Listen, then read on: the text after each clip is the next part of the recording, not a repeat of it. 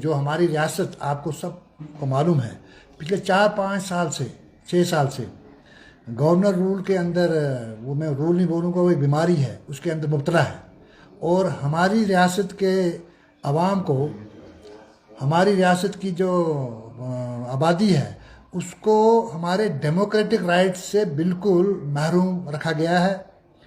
आपके इलेक्शन जो असेंबली के ड्यू हैं, आपने डिलिमिटेशन करवा लिया, आपने वोटर लिस्ट की वो रिवीजन करवा ली, और अभी आप यहाँ की सरकार जो है, केंद्र सरकार हो या रियासती सरकार हो, वो असेंबली इलेक्शन की करवाने के बिल्कुल हक में नहीं है। और ये आप, ये एक बिल्कुल गैर आइनी कदम है।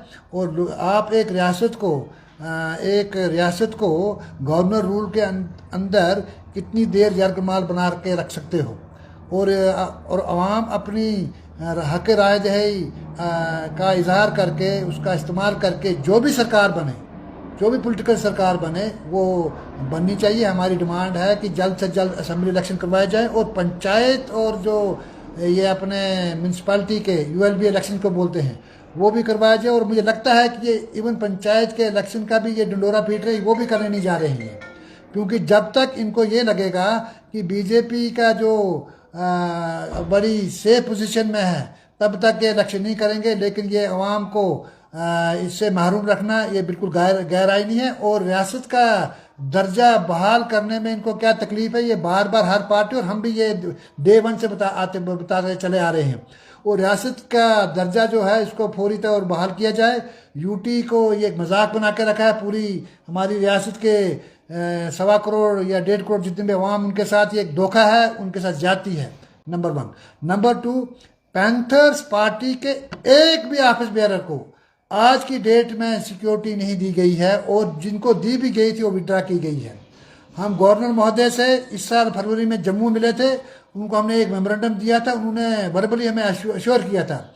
लेकिन हमें ये समझ आता है कि गवर्नर साहब भी शायद बेबस है। कहीं से उनको भी बताया गया होगा कि यहाँ पर बीजेपी के बगैर और किसी पार्टी की मोबिलिटी ना हो।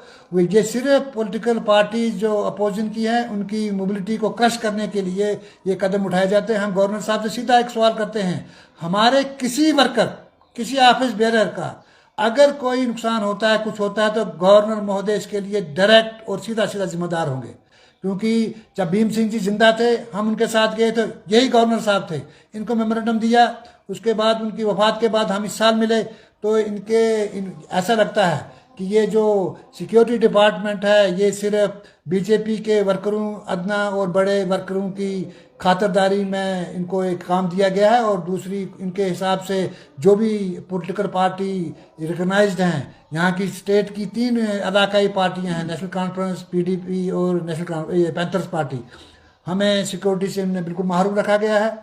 नंबर 3, ये जो अपने आए दिन हमारे मुलाजमीन, हमारे जो बैंक गार्ड्स, ये सड़कों पर हैं, इनको लगाते ये आप कहाँ जाएं, इनको फौरी तौर बहाल किया जाए। और जो भी डेली वेजर्स, दूसरे लोग जो मुख्तलिफ डिपार्टमेंट में कितने गिन के सुनाऊं, ये सब सड़कों पर हैं। और ये यहाँ बोलते हैं यहाँ सब कुछ ठीक चल रहा है, कोई ठीक नहीं चल रहा है।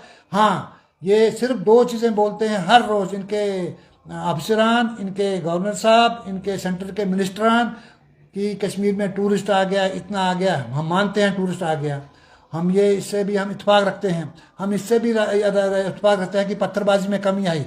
लेकिन जनरल सिचुएशन ओवरऑल कश्मीर की वो नहीं है अभी कि आप फ्रीली घूम सकोगे। आप देखिए, जो कश्मीरी पंडित जो रिहेबिलिटेशन के तहत माइग्रेंट एम्प्लॉइज हैं, उनको आपने 8-8 महीने, 10-10 महीने से कैद बना के रखा है। They can't go to the duty. ये गवर्नमेंट की सरासर फेलियर है। और ये सरकार एक भी कश्मीरी पंडित को 10 साल में वापस लाने में नाकाम रही है।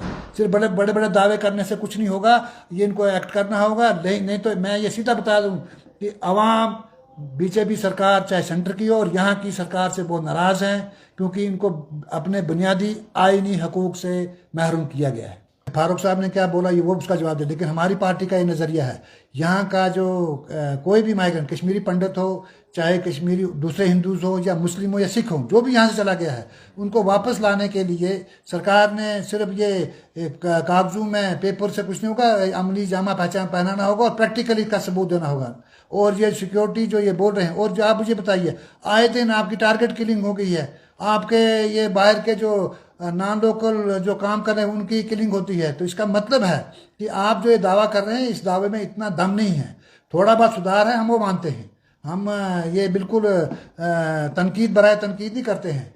हमारा ये है कि ये मानना है कि पैंथर्स पार्टी में भीम सिंह ने हमें यही सिखाया, जो हक और इंसाफ की बात है वो करनी है डट के, और हम ये बताना चाहते हैं।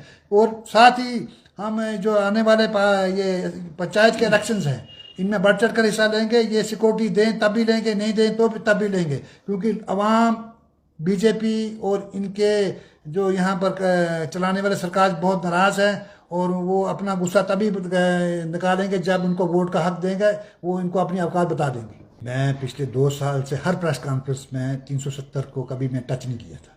मैं उस वक्त भी बोलता था धारा 370 जो है ये बड़ा एक नाजुक मुद्दा है, और इस पर वही एक्सपर्ट बात कर सकता है जो कॉन्स्टिट्यूशनल एक्सपर्ट होगा। लेकिन मेरी जो ज़ाती राय है, फारूक साहब ने क्या बोला, उन्होंने क्या बोला, अभी ये जो मामला है ये सुप्रीम कोर्ट के ज़ेर समात है, और सुप्रीम कोर्ट का जो भी फैसला आएगा उसको मानना चाहिए।